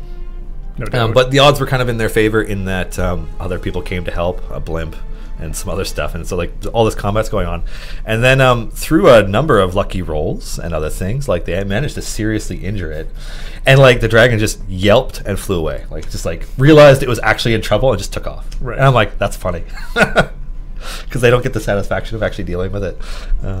It's kind of the worst sometimes, actually. Yeah. Oh, I'm gonna run away now. Well, it's also about, it's like role-playing intelligent monsters. Like dragons are supposed to be super smart. So like if the dragon thinks it might have a problem, it's not gonna stick around. It's gonna be like, I will get you later, and then it'll peace out. Right. So it's one of my pet peeves with certain MMOs. WoW being one of the worst offenders, where you have monsters that are really a lot lower level than you are, and they attack you. And it's like, no, I'm just running through here. Just don't bother me. What, do you want to die? Why are you doing this? This is just silly. They run up and they just fall over dead. Yeah. It's like, no. Why are you doing this? Yeah. You are wasting my time. Yeah. Okay. Let's see. Thanatos. Oh, this is a long question. David, have you considered offering a subscription model? For example, $20 a month and we get golden gear for one champion a month, or maybe even just letting us buy specific pieces and just, yeah. No, actually, we haven't actually considered that as an option for this game. It's something that we have done in the past. It's something we did. I don't remember which game we did it in. We think we did it in the original Bushwhacker. Actually, had a monthly subscription you could do. Actually, now that I think about it, we did a similar thing in Shards of Titan. It was you could be a VIP, and it unlocked a number of bonus items that you got every month. I'm not really sure why we haven't looked at it for this game. It's certainly something we could talk about. It would have to make sense in a way that made it that it was a good value, but as well as that it didn't end up with getting a bunch of items that were really overpowering. It could be something we could talk about. Certainly appreciate the thought, Thanatos, of people wanting to support us and keep the lights on here, because certainly not everybody who plays the game is obligated to pay for anything. So, no, of course. Yeah, we appreciate where you're coming from, for sure. Alrighty, Ukag. What is the purpose of wearing headphones if you have table mics? It's so we can hear ourselves, actually. Because if we had speakers in here, these mics would pick that up, and you'd get reverb through the setup. So we have headphones on so that we can hear everything that is being broadcast and ourselves, but the mics are only picking up us. So that's why. And the important part about that too is that these mics are really sensitive in terms of how close you are to them, so that if I start to go over here, I can actually hear that I'm not actually getting picked up anymore. So without them, it might have a tendency to just sort of drift off in one direction or the other. Yeah, I don't know what you're talking about. Yeah, that's really why. It's so, like, I don't know if Ukeg, if you've ever had a chance to go to a radio station or a television studio, but like same deal. Like in radio, everybody's got their headphones on, tries not to hit their microphone, does not allow drinks anywhere near their microphone setups, like we do, and it's so that it's just to prevent sound issues, echoes, reverberation, feedback, stuff, like all kinds of BS that you don't want to have to deal with. So why must I sign in? Is it a prerequisite to have a beard to work at Idle Champions? No, it's just a bonus. Actually, Peter has a beard, Eric has a beard. I just saw Mark go by. He's got a bit of a beard going on. Mark's growing a beard? Yeah. I think Justin's beardless. Is the only Kevin's beardless. Kevin's scruffy though. He's got the 5 o'clock shadow going. Also working on Crusaders in that Idle Champion. That's true. That's true. Jacob, the new co-op, beardless. Erica's beardless. Michelle and Kat and Alexis are all beardless as well. That's true. But yeah, there's a good beard ratio out here. It's a West Coast thing. There's so many beards out here. I mean, I can't even. I just look too young without one. It's annoying. Yeah, I have no idea what I look like without one. It's been like 15 years. I don't want to see it, to be honest. I think it'd probably weird me out. It'd be like those things where I remember because when my dad would go fishing growing up, because he'd always be clean shaven when he's at home, then he'd go fishing and he's gone for months. Then he'd come back and it'd be like epic, right? Because he's not going to shave while he's fishing. He's busy. And like, I just remember this one time he comes home and he walks in and my sister's there and she's like, I don't know, 2, 3. She looks at him and like has no idea who it is. And he goes in for a hug and she just starts bawling, just losing her mind. Gets True Bud. Dylan gets carded for bubblegum when he shaves his beard. I do get ID'd at the liquor store when I shave. It sucks. I mean, it's a little flattering at my age, but yeah. All right, Sycorax 80. Why isn't anything being done to fix potions? Getting an epic health potion is so extremely frustrating. Yeah, it's designed to annoy players. Yeah. You know, actually, something that's a little bit interesting and relevant to that is I got a ticket today that had a number of pieces of feedback in it. And one of the things that was brought up was actually the potions. And the player in question actually linked to an article in regards to Magic the Gathering, and they were talking about... Oh, the Mark Rosewater design, like... Yeah, I only skimmed over the article, but I think the general sense was that, well, at least in that particular sense, that having cards, or in that, well, it's Magic, so cards that didn't have a lot of value really emphasized the ones that did. Now that, of course, isn't necessarily why we do the potions here the way we do. I think actually the original design on that, which was to have potions that affected all the different stats that we had, didn't really take into account that we ended up with such a DPS focused build rather than like a tanking focused build, which is why at this point the health potions aren't so aren't effect. What's the word I'm looking for? Aren't especially useful. They're just, there's a range of them, and some of them are possibly too useful, and other ones are not. Right. Yeah. But no, we're not actually looking at the potions right now for that. Yeah. Not that the official explanation is these potions make your other potions seem better, but it's just something that hasn't really come up. Yeah. No, yeah, because Justin has mentioned both times on stream that it's like there is, that he's working on. I suppose at this point probably subconsciously, like it's on his mind, but like we haven't gotten to it. Yeah, I mean it's one of those things where we've been processing it in the sense of like how can, whenever we put in a new piece, like how can would this new variant, for example, have ways we could set up the monsters or attacks that meant you'd have to take a different approach to solve the problem.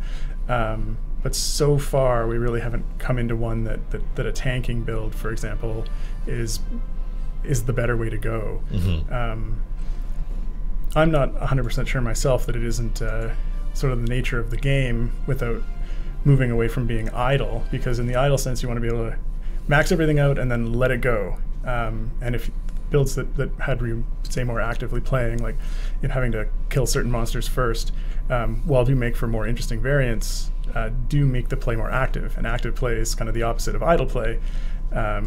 So it kind of goes against its core mechanic in that sense. Mm-hmm. So I'm not really sure if in the long run it'll make sense to have something like that.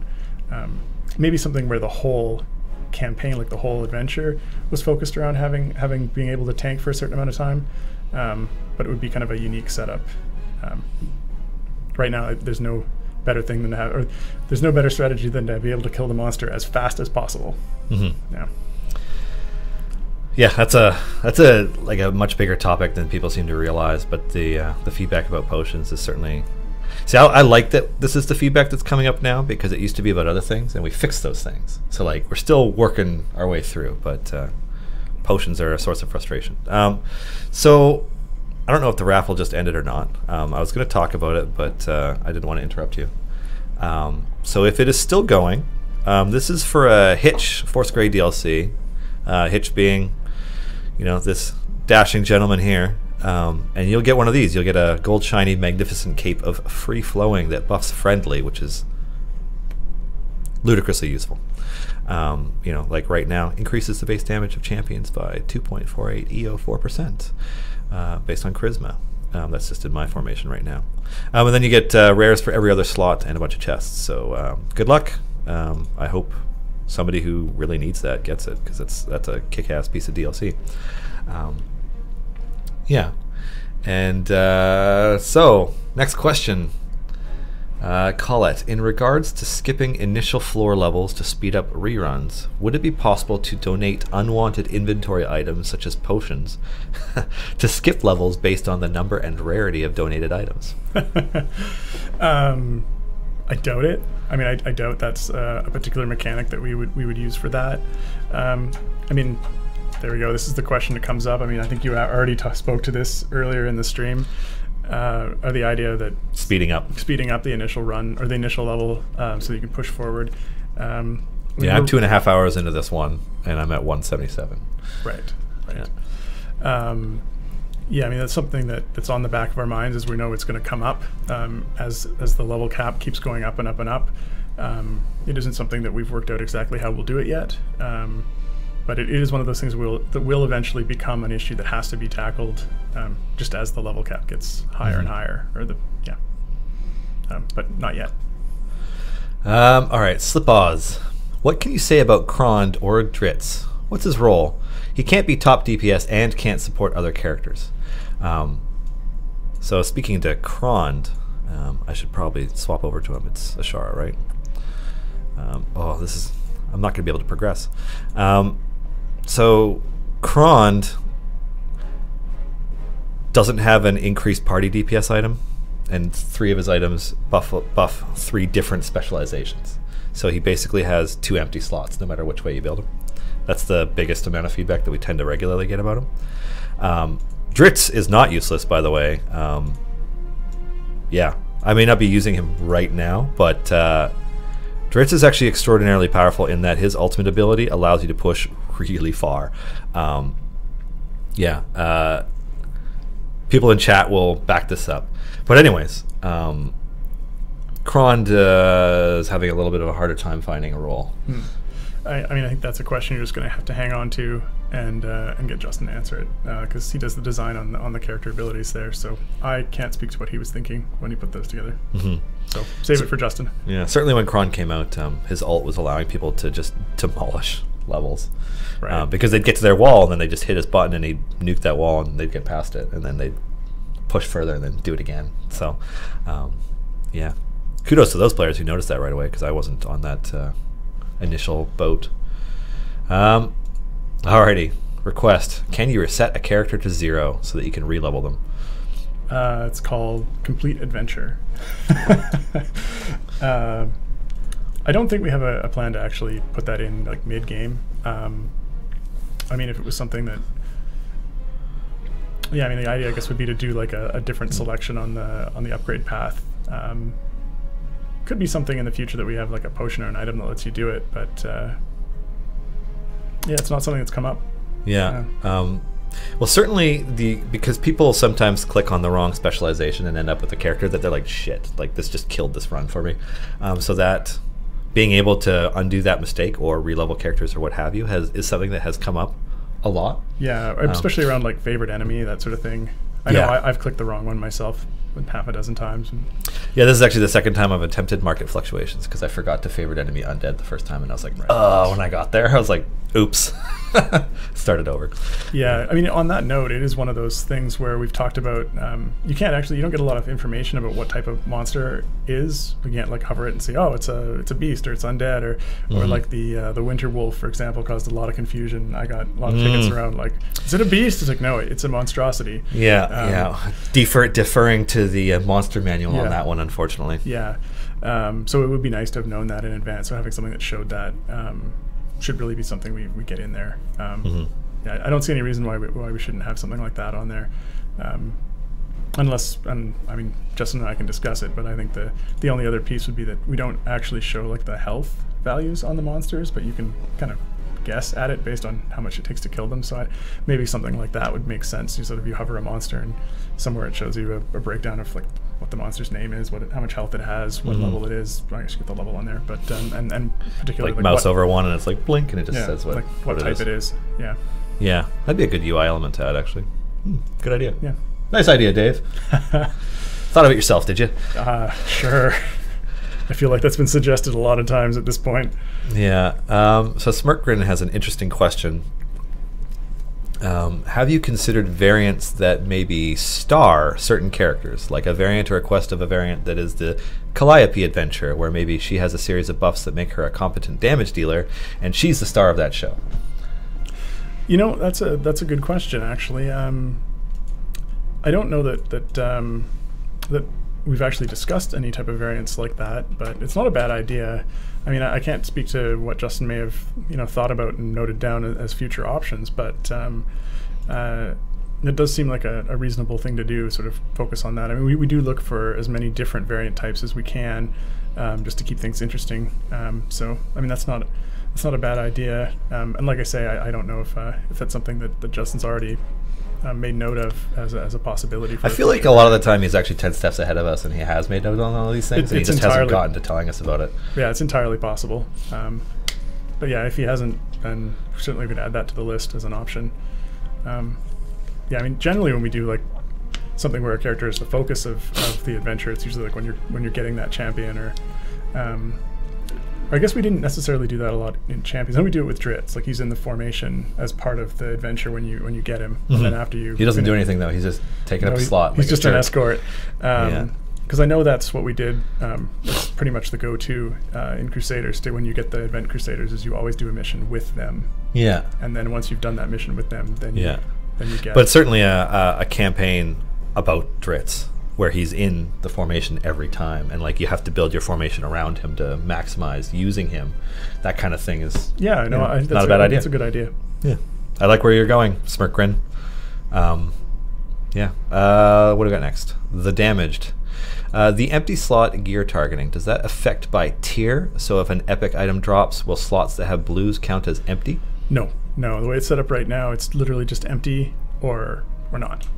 So the actual level of that item, or the not level per se, but the epicness of that item, the rarity of the item, doesn't affect that.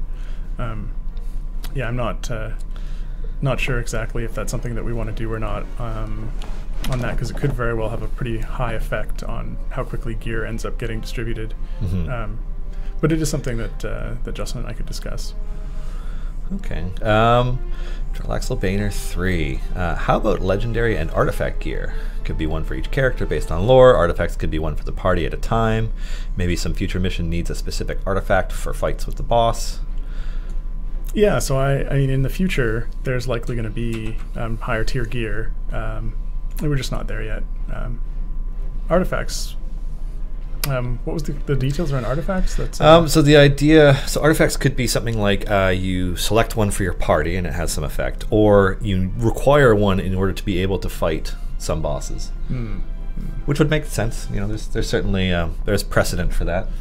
Yeah, that would require that you have that before you started on the adventure, I guess. It's going to be more like an adventure requirement. We wouldn't want you to let you start an adventure not have I think that might artifact require that they're like you get artifacts through a bunch of different means in the game, and that you need some of them to get past certain things. Yeah, I'm just thinking you'd have to have it in advance unless we gave it to you on that mission for some reason. Yeah. Anyways. Yeah, legendary gear, I think eventually we'll have something like that. Artifacts, I'm not so sure about, but... Hey, well, I mean, World of Warcraft announced they were going to have artifacts in their game in 2003, and they added it in 2015. Oh. Or no, 2016. So they gave some lead time on theirs. What did the artifacts in WoW actually do? When they eventually released them, every class specialization had their own, and that was the weapon you used for that expansion. Oh, right, that was okay. And then you leveled through it, so it became a massive thing instead of just another tier of gear. Right, I didn't play that expansion. Yeah. So. Oh, it was probably the best one they did, to be honest.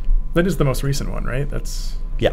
No, haven't touched it yet. That they're basically wrapping up right now, story-wise. Yeah. Not to speak about other fantasy things right now. So what do we got? DrewBud269. Any chance of making mouse clicks a percentage of your group's total DPS so clicks stay useful without being overpowered? I think the general answer on that one is no. I think that would basically defunction the fire breath potions completely. So I think that one's off the table at this point just because of the design on that. All right.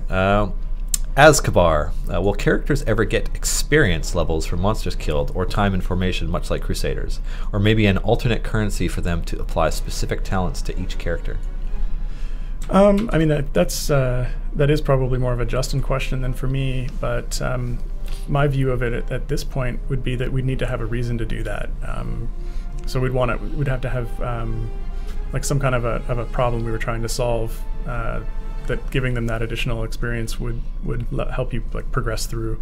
And at this point, I don't see something that would be addressing. So it would just sort of be an added kind of additional thing for you to get that wasn't necessarily adding anything to the play right now. So I think if we were to do something like that, there'd have to be a good sort of game-related reason to want to give that additional power.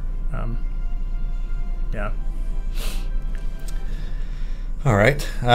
So I think we'll do another couple of questions and then our final raffle. This is an interesting question from Dr. Kurt. How do you view balancing revenue, like as in sold boxes and DLCs, versus the experience of the actual game? How do you view balancing revenue? I mean, so we've always approached it from the point of view of trying to provide the best player experience. And so when you buy something like the loot boxes, or I guess in this game, like, you know, your chests, the DLC items, we want to make sure that those items you feel like you got something of value for contributing to the game, which of course lets us be able to produce the game. At the same time, we also want to make sure that it doesn't feel like if you're playing and you're not buying chests, that everything is obtainable. You can actually you can put the hours in and you can get there and you can get all your characters up to that level as well. So I mean, the goal here is to make sure that the experience is fun, regardless of the approach you're taking to playing it. But at the same time, making sure that players do feel that if they buy a DLC or a loot box or something like that, that they've gotten good value for their contribution to the game. And of course, at the same time, we have to make sure that we do offer items like that, because it pays to keep sure that keep the game running, keep the lights on. Mm-hmm. And it's interesting. I mean, we're a free-to-play game too, right? So, I mean, we really appreciate it when people do support us. It helps us do this at all. Yeah, absolutely. So it's a little bit easier here than if you're doing something where you're competing with other players. I think that creates a much larger sort of conflict of interest in terms of, if you're letting players buy items in game that then make them better than other players, because it can then really hurt the experience of the community on the whole. Mm-hmm. So I think it's easier here because you're not actually competing with the other players. Okay. Yeah. You can't just pay and then steamroll over someone because you bought something that they didn't have. Yeah. And that's a mistake that companies still seem to make sometimes. All right, the damaged. Is there a reason Calliope doesn't count as an elf or as a human? It's because she's a half elf. Yes, it's a technical reason more than anything, and that is that she's tagged as a half elf, and the system half elves doesn't are support outsiders half in D&D.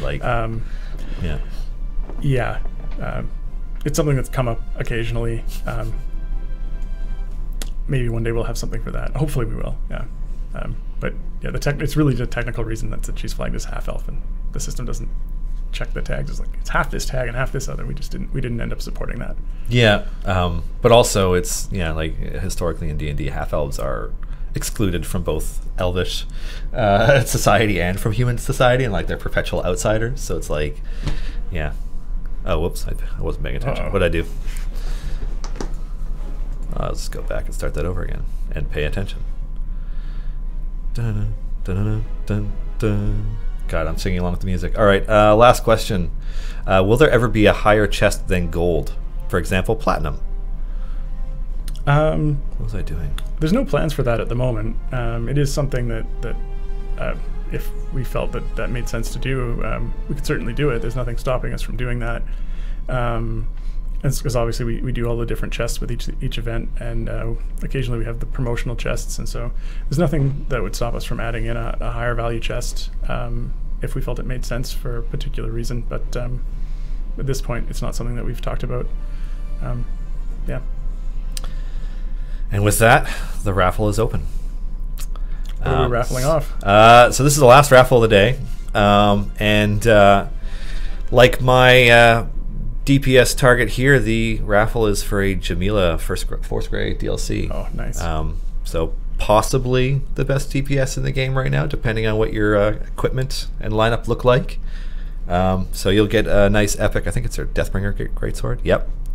Gold shiny epic Deathbringer Greatsword, and then a set of rares and a bunch of chests, because Jamila's a badass. So good luck, and congrats in advance, because I probably won't be able to see who wins it, because the raffle storm has taken over chat and I can't see anything. But that'll be a good one, and we can get back to being hyped for Critical Role coming back, and that's not the only thing that's happening on this channel anymore either. There's Acquisitions Incorporated C Team is on Thursday afternoons as well now, at starting at 3:30. I'm kind of used to Destiny and Doom being there, but I guess we'll just have to wait and see when Lauren's doing another DM thing. Just to kind of re-go over everything for today's stream. There is a contest right now to win pairs of these wonderful WizKids Icons of the Realms Tomb of Annihilation pre-painted plastic figure boxes. So we will be giving away 5 of these over the next week, which is to say the contest will be live the next week, and I'll announce them next stream, where 5 lucky people anywhere in the world will each win 2 of these. And then you get to open it up and tell us what's inside, because it's been killing me for the last month while they've been sitting here not knowing what's inside them. And thanks to WizKids for sending these to us to dole them out. That's pretty sweet. You could even win a Minsk and Boo. I see that on there. That's awesome. What else? Obviously, this stream code is currently live, the 2 new Tomb variants. But it is only live for another 24 hours and 10 minutes. So tomorrow, Friday, January 12th at 3 o'clock p.m. Pacific, this code will no longer be active. So do not hesitate. People who participate in our stream have a chance to get this code, and if you miss out, you miss out. Yeah, I don't know if there's anything you would like to add. No, I don't think so. That covers it. Yeah. What else? Is there anything else that we need to be talking about? Are we allowed to talk about this? That's a good question. Yeah. Somebody asked if we're going to be doing more weekend promos and like when and all this stuff, and I just said yes. Yeah. Yeah, we are going to do that. We're definitely going to be doing more weekend promos. Yeah. Yeah, I'm not 100% of the status on that one there. I think it's actually 100% done and ready to go. But you'll just have to tune into the newsletters or the game to find out when those things are happening. Yeah, I can't think of anything else to add right now either. Usually I have more to talk about towards the end, but no dice this time around. I think what I will do though is I'm going to share this Gleam contest stream again, because who doesn't like pre-painted minis of D&D characters? Where did I put that link? There's the link. So